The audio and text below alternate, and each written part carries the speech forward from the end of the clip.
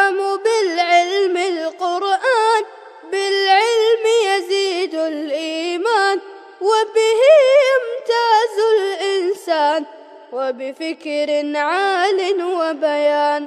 تنزل بالعلم الرحمات، بالعلم تنال الجنات، وبه ترتفع الدرجات، وتضاعف فيه الحسنات. العلماء يخشون الله إذ عرفوا آيات الله.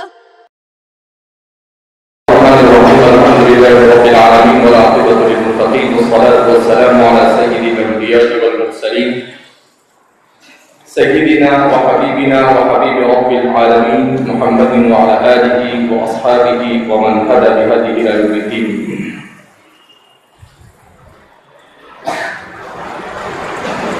امام مسلم کتاب البیوع کے تحت بیع کی ان تمام صورتوں کو اور ایسی تمام روایتوں کو بیان کر رہے ہیں جس میں نبی کریم صلی اللہ علیہ وسلم نے کسی سبب فاسد کی وجہ سے اسے ناجائز قرار دیا ہے، جس میں بیع مناقصہ، بیع مناقضہ، اور پھر اس کے بعد البیع علی بیع اخی اور الصوم علی صوم اخی. اب تک کی جو روایتیں گزری ہیں اس میں اس طرح کی تقریباً 4 قسم کی بیوعات کو منع کیا گیا ہے، اور ان تمام کے تمام بیوعات میں اسباب فساد میں سے کوئی نہ کوئی ایک سبب پایا جاتا ہے. بیع ملاحظہ اور بیع مناقضہ میں جہالت اور ضرر پایا جاتا ہے. اسی طریقے سے البیع علی بیع اخی، اس میں بھی ضرر پایا جاتا ہے کہ دوسرے کو نقصان پہنچانا مقصود ہوتا ہے. الصوم علی صوم اخی، اس کے سلسلے میں مختلف باتیں بیان کی جاتی ہیں. بعض حضرات کا کہنا ہے کہ البیع علی بیع اخی اور الصوم علی صوم اخی دونوں کا مطلب ایک ہی. البتہ امام ابن حمام یہ فرماتے ہیں کہ دونوں الگ الگ چیزیں ہیں. اگر دو آدمیوں کے درمیان ابھی بات ہو رہی ہے اور بیچ میں کوئی تیسرا آدمی آ کر جسے اس چیز کو نہیں خریدنا ہے اس کی قیمت بڑھا دے تو اسے کہا جاتا ہے البیع علی بیع اخی. اور الصوم علی صوم اخی کہتے ہیں سودے پر سودا کرنا. امام ابن حمام فرماتے ہیں صاحب فتح القدیر، اور الصوم علی صوم اخی کا مطلب یہ ہے کہ دونوں کا معاملہ قریب الختم ہو، ایجاب و قبول تقریباً ہو چکا ہو، صرف کوئی خیار بچا ہوا ہو. اس خیار مثلا اس نے اپنے لیے خیار شرط مانگ لیا ہو تو قبل اس کے کہ سامنے والا اسے کوئی بات کہے دوسرا آدمی اس پر دام بڑھا کر کہہ دے تاکہ دونوں کا معاملہ کیا ہو جاوے، فسخ ہو جاوے. تو فرماتے ہیں اس کو کہتے ہیں الصوم علی صوم اخی. تو اس میں بھی اضرار پایا جاتا ہے، دوسرے کو نقصان پہنچانا پایا جاتا ہے. شریعت مطہرہ کے اہم ترین اصولوں میں سے ہے لا ضرر ولا ضرار فی الاسلام، کہ اسلام میں ضرر کی یعنی اپنا نقصان پہنچانے کی اور ضرار کی کسی دوسرے کو بھی بیجا نقصان پہنچانے کی کوئی صورت جائز ہوتی نہیں، اس لیے اسے ناجائز قرار دیا گیا. اسی طریقے سے اب آگے کی جو روایتیں ہیں تو امام مسلم چونکہ اس بات کی روایتوں کا احاطہ کرنے کی کوشش کر رہے ہیں تو آگے کی روایت میں آپ بے کے اور بہت ساری صورتوں کو یہاں پر بیان کرتے ہیں اور مستقل باب قائم کر کر بھی ان صورتوں کو بیان کر رہے ہیں. چلیے آگے.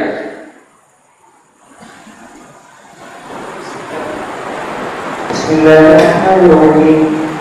وبه قال حدثنا ابن مريم قال حدثنا هشام بن سليمان عن ابن جريج قال اخبرني هشام بن القدوس عن ابن سيرين قال سمعت ابا هريره رضي الله عنه يقول ان رسول الله صلى الله عليه وسلم قال لا تلقوا تلقوا فاشتروا فاذا لنا سيدهم السلطه فوق الخيار. باب تحريم بين الحاضر للباب. وبه قال حدثنا ابو بكر بن شيبه وعمر بن نافع وزهير بن حرب قال اخبرنا سفيان عن الزهري عن سعيد بن مسيب عن ابي هريره يبلغ من النبي صلى الله عليه وسلم قال لا يبيع حاضر بباب. وقال زهير رحمه الله رضي الله عنه عن النبي صلى الله عليه وسلم انه لا يبيع حاضر بباب. وبه قال حدثنا اسحاق بن ابراهيم وعبد بن عبيد قال اخبرنا عبد الرزاق قال اخبرنا يعقوب عن ابن طاووس عن ابي عن ابن عباس رضي الله عنهما قال نهى رسول الله صلى الله عليه وسلم ان يتلقى الركبان وان يبيع حاضر بذلك. قال فقلت ابن عباس رضي الله عنه ما قوله حاضر بذلك قال لا يملك سمسارا.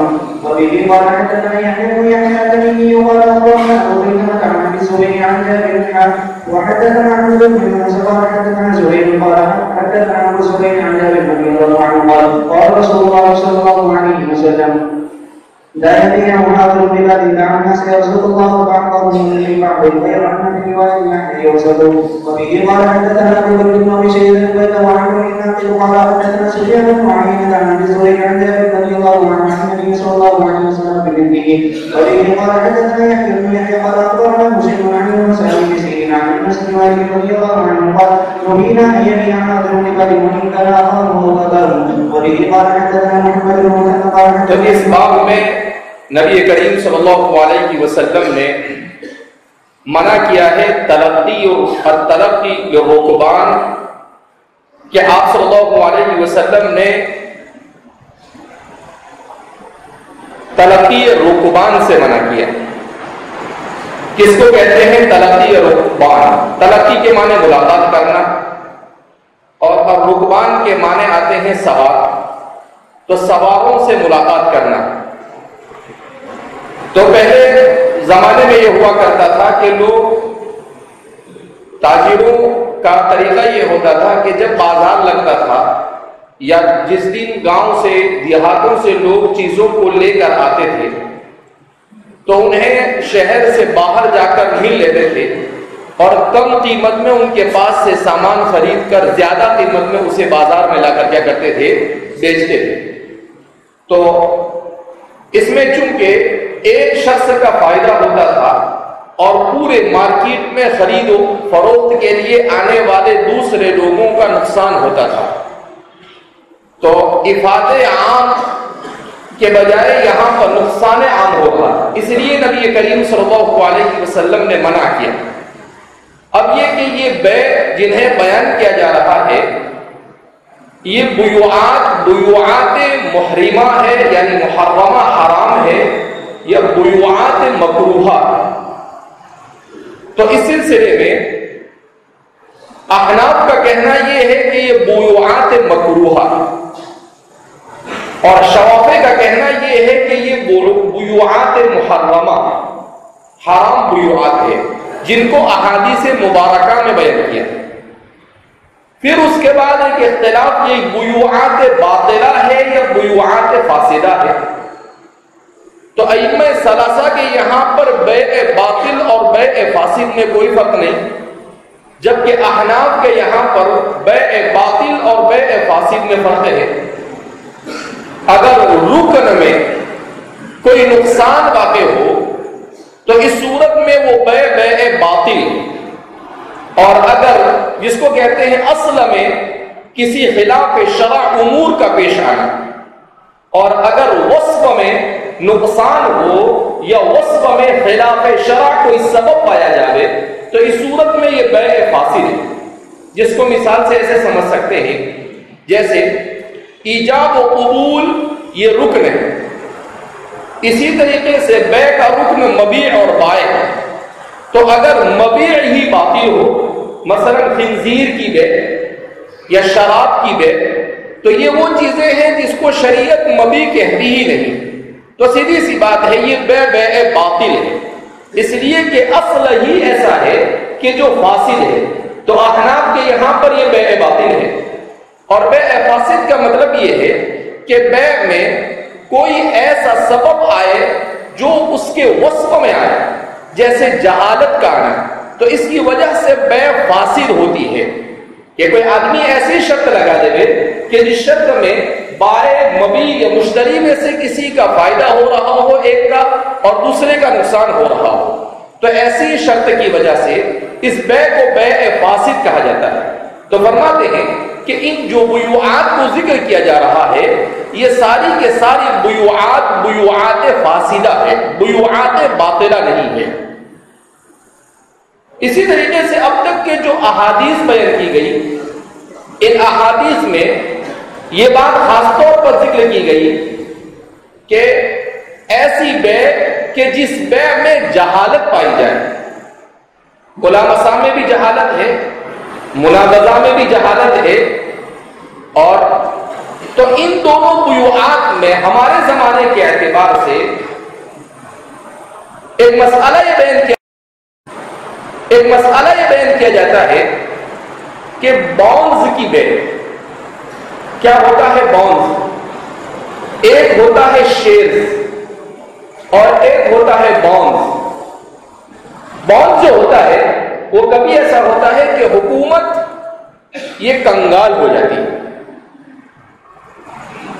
یا بعض مرتبہ حکومت کو پیسوں کی ضرورت ہوتی ہے، تو حکومت کیا کرتی ہے 100 روپے کے 150 روپے کے بانڈ جاری کرتی ہے کہ اس وقت آپ اس بانڈ کو خرید لیجئے، وہ کاغذ ہوتا ہے اس کو آپ خرید لیجئے، اور ملک میں لاکھوں کروڑوں انسان ہوتے ہیں تو 10 20 یا 50 100 روپے کے 5-10 فارم خریدنا عام طور پر متوسط طبقے کے لوگوں کے لیے بھی کوئی مشکل ہوتا نہیں۔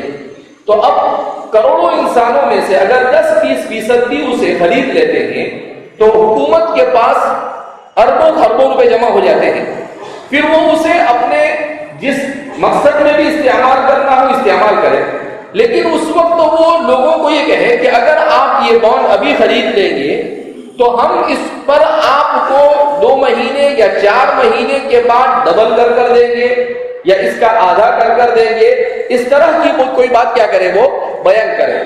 تو اب سوال یہ پیدا ہوتا ہے کیا اس طرح کے بانڈ کی خرید و فروخت اس کا خریدنا مسلمان کے لیے جائز ہے یا نہیں؟ تو اس سلسلے میں علماء دیوبند کا کہنا یہ ہے کہ لا یجوز، یہ جائز نہیں بانڈ کو خریدنا، اس لیے کہ اس پر جو حکومت دے رہی ہے وہ کیا ہے؟ سود ہے، اور سود کے جواز کی کوئی شکل نہیں۔ مکتب فکر بریلوی سے تعلق رکھنے والے علماء کا کہنا یہ ہے کہ یہ انعام ہے۔ اب جب یہ انعام ہے، جو حکومت آپ اس کو تعاون کر رہے ہیں اس پر آپ کو انعام دے رہی ہے، لہذا اس بنا پر اس کے عدم جواز کی کوئی صورت سمجھ میں آتی نہیں، لہذا بریلوی علماء اسے جائز قرار دیتے ہیں، اور عام طور پر دیگر فقہا نے اسے ناجائز قرار دیا ہے کہ بانڈ کا خریدنا جائز نہیں ہے، اور اس سے جو رقم زائد حکومت دیتی ہے اسے سود ہی کہا جائے گا۔ وہ نام انعام کا ہوتا ہے تو نام کے بدلنے سے حقیقت بدلا کرتی نہیں ہے، لہذا اس بنا پر اس کے سلسلے میں بیان کیا جاتا ہے کہ کسی صورت میں درست ہو سکتا نہیں ہے۔ چلیے باب الحكم بين المصالح وبه قال حدثنا عبد الله بن مسلمة بن قال قال حدثنا داود بن قيس عن موسى بن يسار عن ابي هريره رضي الله عنه عن ابن معين قال قال رسول الله صلى الله عليه وسلم من اشترى شاة مصلاه فلينقضي بها فليحضرها فان رضي حجابها امسكها والا ردها ومعها صاع من تمر. وبه قال حدثنا قتيبة بن سعيد قال حدثنا يعقوب بن عبد الرحمن قال عن سهيل عن ابي عن ابي هريره رضي الله عنه ان رسول الله صلى الله عليه وسلم قال من يمنع شاة مصلاه فليحضرها بالخيار 3 ايام ان شاء امسكها وان شاء ردها ومعها صاع من تمر. وبه قال حدثنا محمد بن عمرو بن جابر بن ابي رواه قال حدثنا ابو عامر عن الانصاري قال حدثنا قتادة بن محمد بن ابي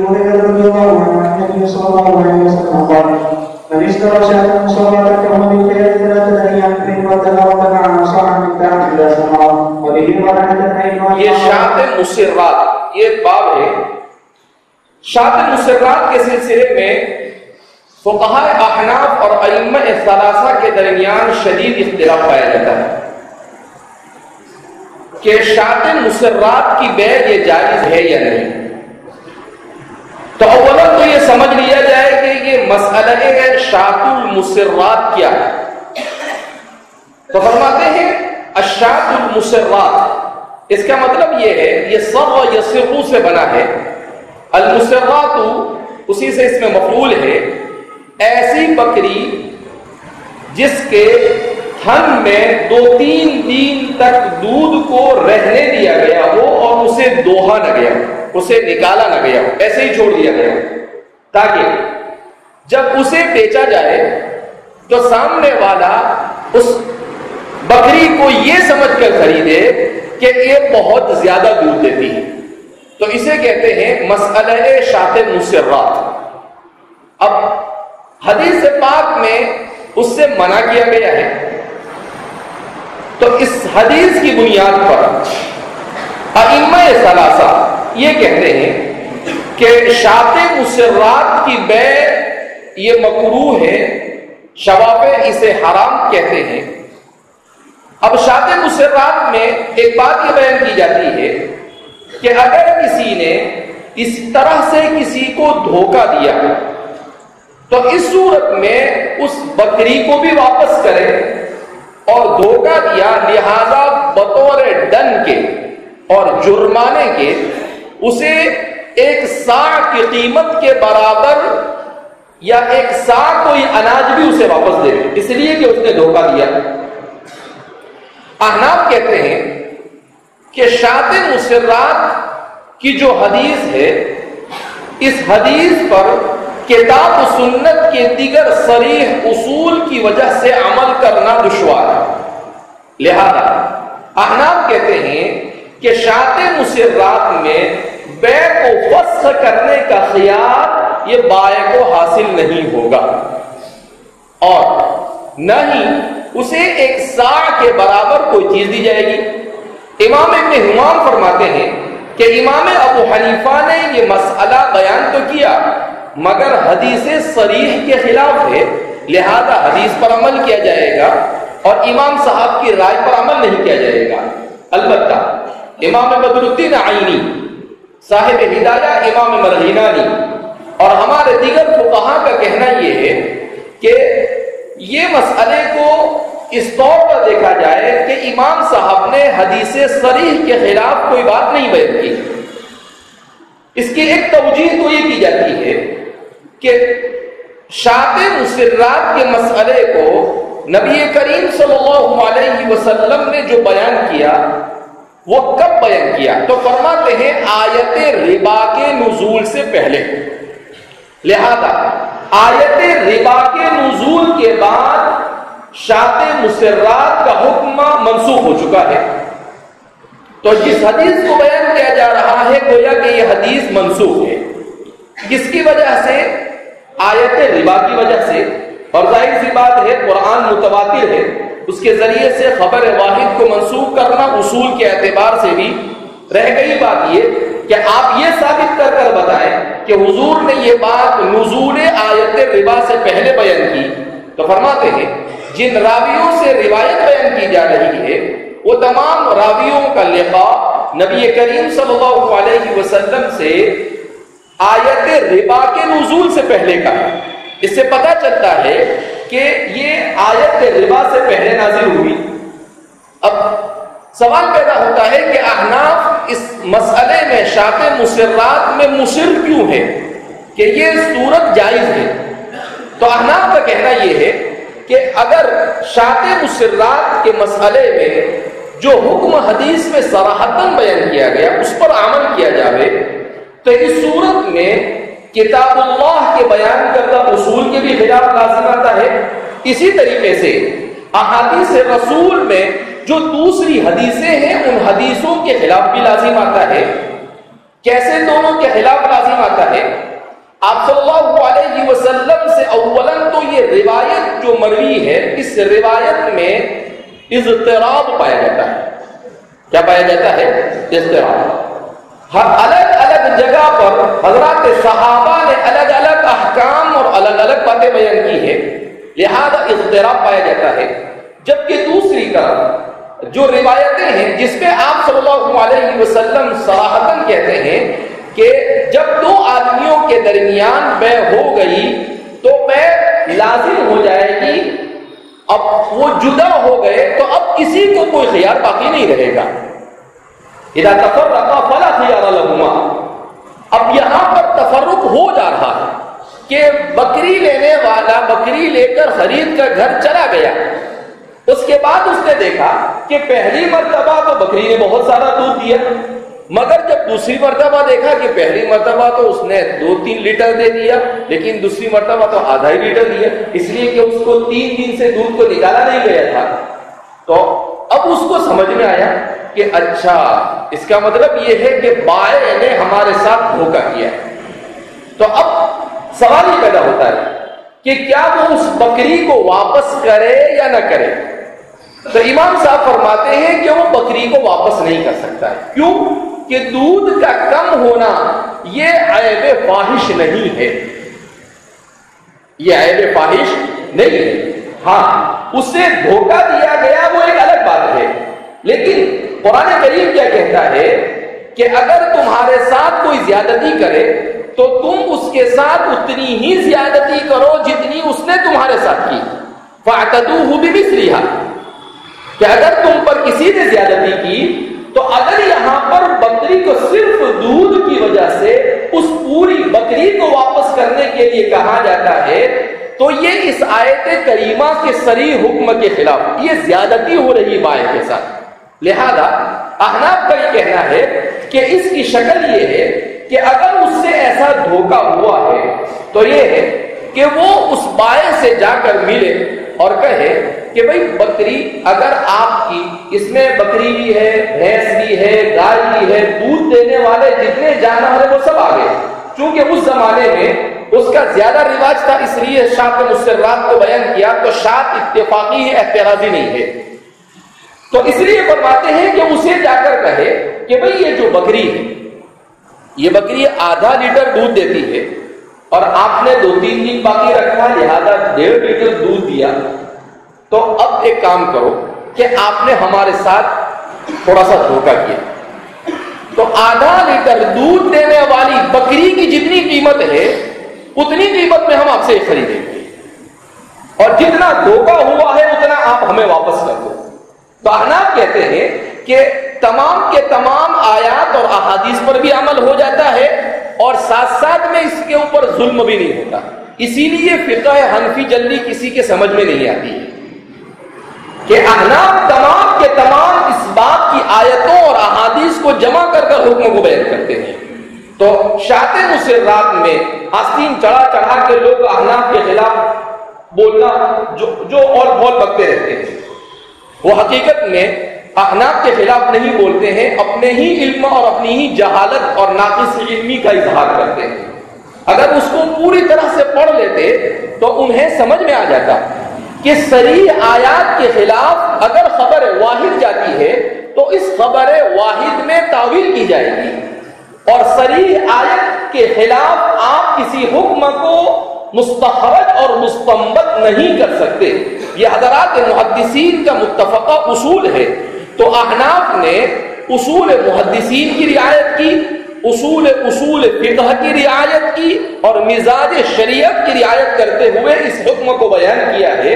اور احناف نے کہا کہ شاۃ مسرات میں یہ صورت اختیار کی جاوے، نہ تو 1 سا کی قیمت اور نہ ہی اس سلسلے میں بکری کو واپس کرنا ہوگا، بلکہ اس کی صورت یہی ہوگی کہ آپ یہ کریں کہ اگر اس نے زیادہ قیمت دی ہے تو وہ زائد قیمت اس کے پاس سے واپس لے لے۔ اگر وہ زائد قیمت دینے کے لیے تیار نہیں ہے تو کسی ذمہ دار آدمی کو بیچ میں ڈال کر آپ یہ کہیں کہ پھر اتنے میں مجھے یہ چیز نہیں لینی ہے، مجھ سے دھوکہ ہوا ہے۔ لیکن امام صاحب تو فرماتے ہیں کہ وہ واپس کر ہی نہیں سکتا ہے، اس کو اچھے سے چیک کرنا چاہیے تھا، اس نے کیوں نہیں چیک کیا؟ تو اس لیے احناف کہتے ہیں البتہ امام ابو یوسف سے ایک روایت ایسی مروی ہے کہ اگر کوئی آدمی جھگڑے تک بات نہ پہنچے اور بائیں بات کو سمجھ لے اور وہ واپس لینے پر تیار ہو جاوے تو اسے اقالہ کہا جائے گا. اسے کیا کہا جائے گا؟ اقالہ کہا جائے گا. لیکن اسے یہ نہیں کہا جائے گا کہ اس کو تھوڑا سا دھوکہ ہوا ہے اس کی وجہ سے پوری مبی کو کیا کر دیا جاوے، اسے واپس کر دیا جاوے. تو اس وجہ سے احناف نے اس مسئلے کو اس طرح سے حل کرنے کی کیا کی ہے، کوشش کی ہے تاکہ تمام کے تمام نصوص شرع پر کیا ہو جاوے، عمل ہو جاوے. جی وبه قال حدثنا محمد بن مسلم قال حدثنا ابن ابي عدي عن ابي عمرو بن محمد بن انس وحدثنا ابن مسلم قال حدثنا معاذ قال اخبرنا ابن ابي محمد قال انس بن مالك رضي الله عنه وكينا ان يبيع عمرو بن وبه قال حدثنا ابن ابي عمر قال حدثنا سفيان عن ايوب عن محمد عن ابي هريره رضي الله عنه قال رسول الله صلى الله عليه وسلم من اشترى شاة مصلاه فهو بخير مدار ان شاء امسك وان شاء رده وصاحا من تبع سماء. وبه قال حدثنا ابن ابي عمر قال حدثنا عبد الوهاب عن ايوب بهذا الاسناد غير انه قال من اشترى من فهو بالخيار. وبه قال حدثنا محمد بن رافع قال اخبرنا قال حدثنا عبد الرزاق قال حدثنا معمر بن محمد بن منبه قال هذا ما حدثنا ابو هريره رضي الله عنه رسول الله صلى الله عليه وسلم فذكر احاديث منها وقال رسول الله صلى الله عليه وسلم اذا ما احدكم اشترى بحمل مصلاه وقال شاة مصلاه فهو بخير النظر بعد ان يحبها اما يومنا فيردها وصعا من دمين باب الكلام بين النبي قول القضي. وبه قال حدثنا يحيى بن يحيى قال اخبرنا حماد بن زيد قال وحدثنا ابو ربيع عن ابي وقتيبة قال حدثنا حماد بن عمرو بن دينار عن طاووس عن ابن عباس رضي الله عنه. یہ جو احادیث گزری ہے ان تمام احادیث میں نبی کریم صلی اللہ علیہ وسلم نے چونکہ بخیر نظرین کہا، کہیں پر آپ نے کہا اسے اختیار ہے کہ آپ نے فرمایا کہ انشاء امسکہا و انشاء ردہا. تو اس سے بھی یہ سمجھ میں آ رہا ہے کہ اس بے کو فاسد قرار دینے کی کوئی توجیہ سمجھ میں آتی نہیں، کیونکہ حضور تو خیار دے رہے ہیں. ہاں البتہ یہ کہا جا سکتا ہے کہ احناف نے اس خیار کو بھی باقی نہیں رکھا، تو اس لیے کہ یہ خبر واحد دیگر اس سے مضبوط احادیث اور اصول شرع اور آیات مبارکہ کے ساتھ معارض اور متصادم نظر آ رہی ہے. اس وجہ سے احناف نے کہا کہ یا تو اسے منسوخ مانا جاوے اور اگر منسوخ نہ مانا جاوے تو اس میں تعویل کی جاوے، اس لیے کہ تعارض کی صورت میں تطبیق کی یہی صورت ہوتی ہے کہ یا تو اس سے نسخ کو ثابت کیا جاوے یا پھر کسی ایک میں تعویل کر کر اس کو دوسرے کے تابع بنا دیا جاوے. تو احناف نے اس سلسلے میں تعویل کا راستہ اختیار کیا ہے. اسی طریقے سے بیع الحاضر للبادی،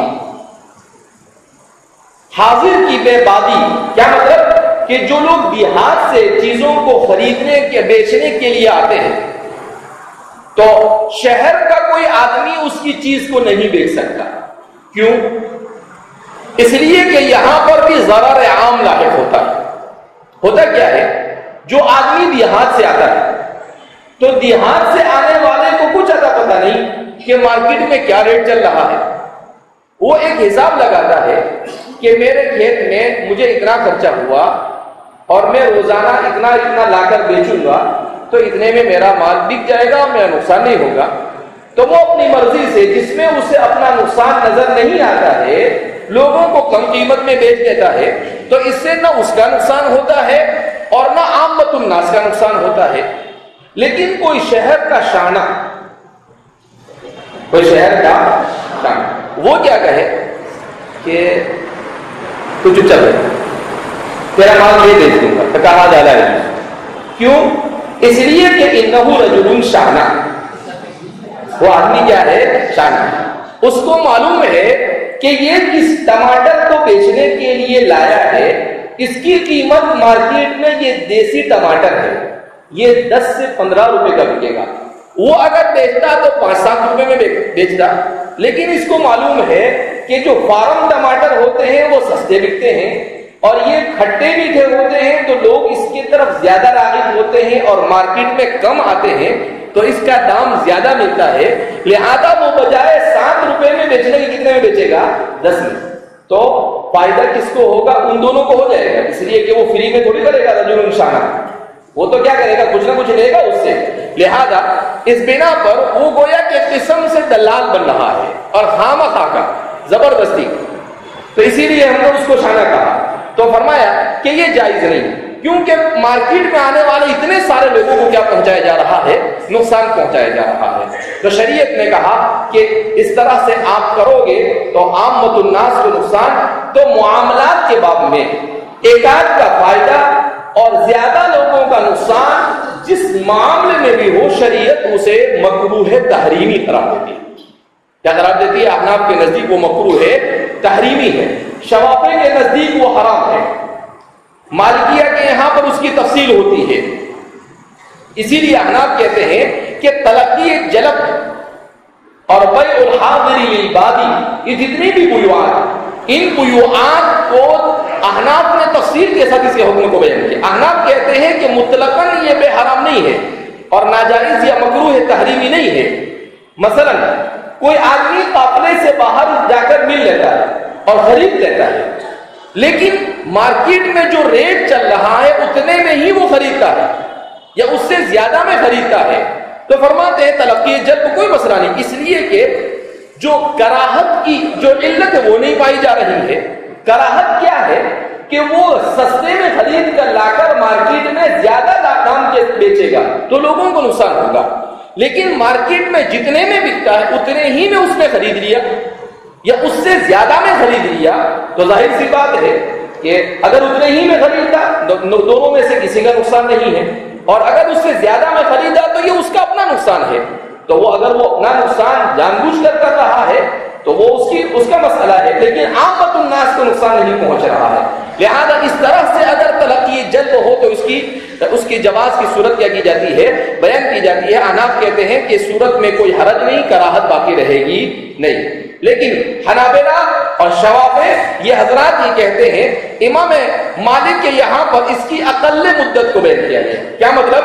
کہ اگر وہ 6 میل سے کم فاصلہ طے کر رکمان سے یا دیہات سے آنے والوں سے ملاقات یا کسی بھی بیچنے والے سے ملاقات کرتا ہے اور اس کا فاصلہ 6 میل کے برابر یا اس سے کم ہے تو اس صورت میں ناجائز. لیکن اگر 6 میل سے زیادہ ہو تو اس صورت میں اس میں کوئی حرج نہیں ہے. 1 میل تقریباً 1.25 کلومیٹر کا ہوتا ہے، تو اس اعتبار سے اگر دیکھا جائے تو 6 میل یہ تقریباً کتنا ہوتا ہے؟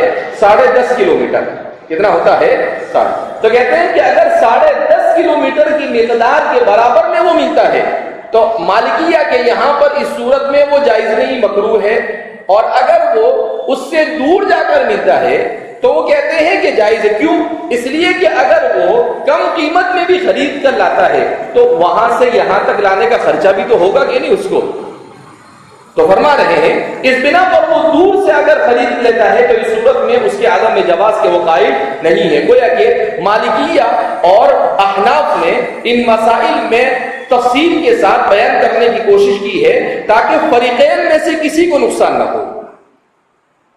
بہرحال اور کچھ چیزیں ہیں، کچھ کتابوں میں آج دوپہر میں پڑھ رہا تھا تو انہوں نے بیان کرنے کی کوشش کی ہے، تو آئندہ کل ہم بیان کریں گے کہ فقہا کے یہاں پر اسباب فساد کیا ہے، کن اسباب کی وجہ سے بیع کیا ہوتی ہے فاسد. کیونکہ آدمی اصول کو جان لیتا ہے تو پھر ہمارے زمانے کی بہت ساری صورتیں ہیں اس کو ہر صورت کو بیان کرنا مشکل ہے. جیسے آج مسئلہ پڑھا گیا، اس مسئلے میں بھی کیا ہے؟